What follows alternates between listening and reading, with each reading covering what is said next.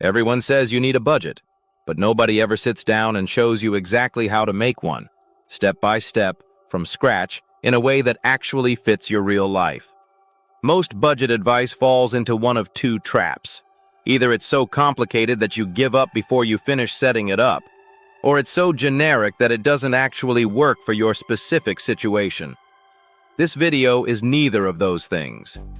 By the end of this video, you're going to have a complete working budget, built around your actual income, your actual expenses, and your actual goals. Not a theoretical budget, a real one you can start using today. Welcome to centsmart, where we make personal finance simple for people who are just getting started. Subscribe if you haven't already. New videos every week. Let's get into it. First, let's clear up a common misconception. A budget is not a restriction. A budget is not punishment. A budget is not about saying no to everything you enjoy. A budget is simply a plan for your money. It's you deciding in advance where your money goes, instead of looking back at the end of the month wondering where it went. Without a budget, your spending is accidental. With a budget, your spending is intentional. That's the only difference, but that difference changes everything. Think about it this way. You wouldn't take a road trip without knowing your destination. You wouldn't start building a house without a blueprint. A budget is your financial blueprint. It tells you where you're going and how you're going to get there. Now let's build one.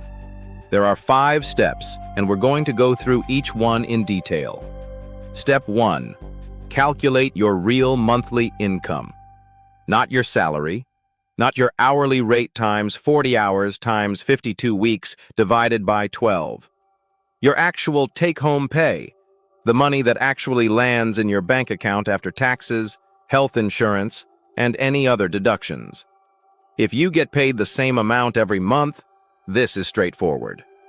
If your income varies, because you're freelance, self-employed, work on tips, or earn commission, use your average monthly income from the last 3 to 6 months. Add up what you actually received and divide by the number of months. That's your baseline.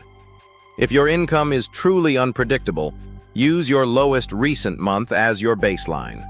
Budget from the floor, not the ceiling. Any month you earn more than that baseline is a bonus, and you'll have a plan for those bonuses too. Write this number down.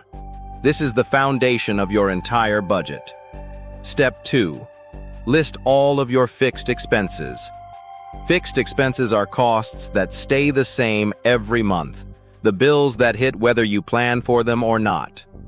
Rent or mortgage payment, car payment, insurance, car, health, renters or homeowners, loan payments, student loans, personal loans, any installment payments, subscriptions with a fixed monthly fee, minimum debt payments on credit cards. Go through your bank statements from the last 2 months and write down every fixed charge. Don't rely on memory. Look at the actual statements. It's very common to find fixed expenses you forgot about. Add them all up. This is your fixed expense total. Step 3. Estimate your variable expenses. Variable expenses are costs that change month to month. These are harder to pin down, but they're often where the most money is hiding. Groceries, dining out and takeaway, gas and transportation costs beyond your car payment, utilities, electricity, water, phone bill if it varies, personal care, haircuts, toiletries, pharmacy, entertainment and hobbies, clothing, household supplies. For each category, look at your last 2 to 3 months of statements and calculate the average you spent. Don't guess. Use the actual numbers. Most people dramatically underestimate their variable spending, especially on food and personal items. Add up your variable expenses. This is your variable expense total. Step 4. Check the math. Now you have 3 numbers: your monthly income, your fixed expenses, your variable expenses. Do this calculation. Income minus fixed expenses minus variable expenses equals your remaining amount. If the remaining amount is positive, congratulations. You have margin. That margin is what goes towards savings, debt payoff, and your financial goals. If the remaining amount is zero or negative, you're spending everything you earn or more. This is extremely common and it's fixable, but you need to know this number before you can fix it. Whatever the remaining amount is, write it down. This is your financial reality right now, not a judgment, just data. Step 5. Assign every dollar a job. This is the most important step and where most budget advice stops short. Having a budget isn't just about knowing where your money went. It's about deciding where it's going before it arrives. Here's how to do it. Start with your savings goal. Based on what we covered in our 50-30-20 video, your target is 20% of your income going to savings and debt payoff. If you can hit that, great. If you can't yet, start with whatever you can, 5%, 10%, and work toward 20 over time. This comes first, before you assign money to anything else. Then assign money to your fixed expenses. These are non-negotiable. They get paid no matter what. Then assign money to your variable expense categories. Use your averages from step 3 as a starting point. But now look at those numbers critically. Are there categories where you're spending more than you want to be? Where can you reduce without significantly affecting your quality of life? The goal is for your income minus savings minus fixed expenses minus variable expenses to equal exactly 0. Every dollar has a destination. Nothing is unassigned. This is called a zero-based budget. And it is the most powerful budgeting method for people who want complete control of their money. If after assigning everything you still have money left over, assign it deliberately. Extra debt payment, bigger emergency fund contribution, or a specific savings goal. Don't leave it unassigned or it will disappear. If you don't have enough money to cover everything after saving, you have two options: cut variable expenses or increase income. We've covered both of those in previous videos. I'll link them in the description. Now let's talk about the tools you can use to actually run your budget day to day. Because a budget on paper is only as good as your ability to track it. Option 1. A simple spreadsheet. Google Sheets or Excel. Free, flexible, and customizable. The downside is that it requires manual entry. You have to record every transaction yourself. This takes discipline, but it also forces awareness. Many people find that the act of manually entering every purchase makes them much more conscious of their spending. Option 2. A budgeting app. Apps like YNAB or Monarch Money connect to your bank accounts and categorize transactions automatically.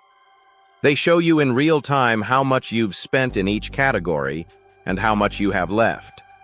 Much lower friction than a spreadsheet, which means you're more likely to actually use it. We've talked about both of these apps in previous videos. Option 3. The cash envelope system.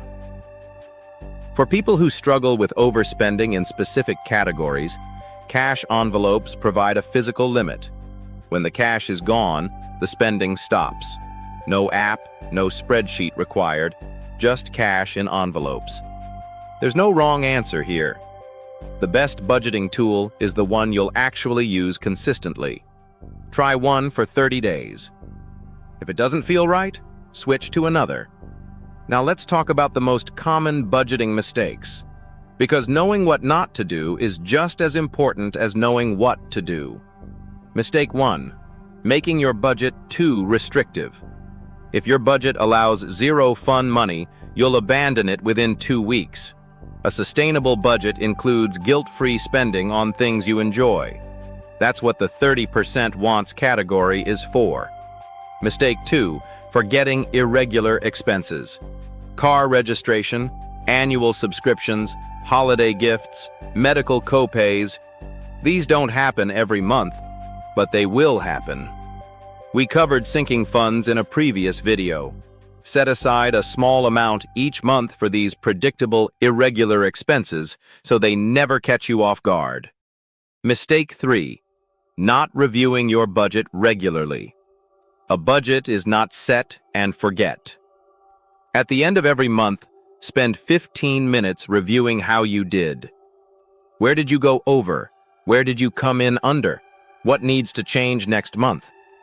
This monthly review is what turns a budget from a one-time exercise into a living financial system. Mistake 4. Giving up after one bad month. You will have bad months. Something unexpected will happen. You'll overspend in a category. You'll miss your savings target. This is normal. A bad month is not a failed budget. It's data. Learn from it, adjust, and keep going. The people who succeed with budgeting are not the ones who do it perfectly. They're the ones who keep coming back after the imperfect months. Mistake 5. Budgeting alone when you share finances. If you share expenses with a partner, roommate, or family member, your budget needs to reflect both of your spending and both of your goals. Budgeting in isolation. When finances are shared, almost always leads to conflict and failure. Have the money conversation. Align on the numbers together. A shared budget that both people own is far more effective than a perfect budget that only one person knows about. Let's bring it all together. Step 1. Calculate your real monthly take-home income. Step 2. List all fixed expenses, the bills that never change. Step 3. Estimate variable expenses using your actual spending history. Step 4. Check the math. Income minus all expenses equals your margin. Step 5. Assign every dollar a job. Savings first, then fixed, then variable, until every dollar has a destination. Choose a tool you'll actually use: spreadsheet, app, or cash envelopes. Avoid the common mistakes. Too restrictive, forgetting irregular expenses, not reviewing monthly, giving up after bad months. And if you share finances, budget together. Your budget is not a punishment. It is a plan. And a plan, followed consistently, is the difference between financial stress and financial freedom. Your action step today. Complete steps 1 through 3 right now. Calculate your income, list your fixed expenses, and look up your variable spending from last month. Just the numbers. That's it. You don't have to build the whole budget today. Just get the data. The rest follows naturally. If this video helped you, please subscribe, because every week we publish honest, practical money content for people who are ready to take control. Our full playlist is linked in the description. Every video builds on the last. Watch them all and build your complete financial foundation. I'll see you in the next one.